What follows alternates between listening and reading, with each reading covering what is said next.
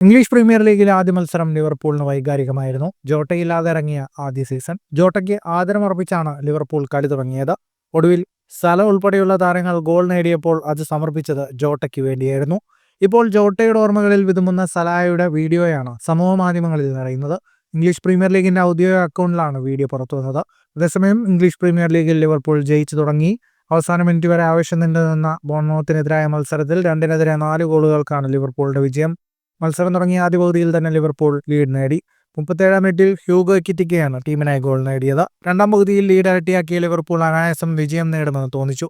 എന്നാൽ 2 ഗോളുകൾ തിരിച്ചടിച്ച് ബോർണ്മൗത്ത് ലിവർപൂളിന്റെ വിജയപ്രതീക്ഷകളിൽ കരിനിഴൽ വീഴ്ത്തി. കളി സമനിലയിൽക്കെന്ന് തോന്നലുയർത്തവേ ഫെഡറിക്കോ കിയേസ ലിവർപൂളിനായി വിജയ ഗോൾ നേടി. അവസാന നിമിഷം സലയുടെ ഗോൾ കൂടി വന്നതോടെ ലിവർപൂൾ പട്ടിക പൂർത്തിയായി. ഫുട്ബോൾ ലോകത്തെ കൂടുതൽ വാർത്തകൾക്കും വിശേഷങ്ങൾക്കുമായി സ്പോർട്സ് കഫേ സബ്സ്ക്രൈബ് ചെയ്യുക.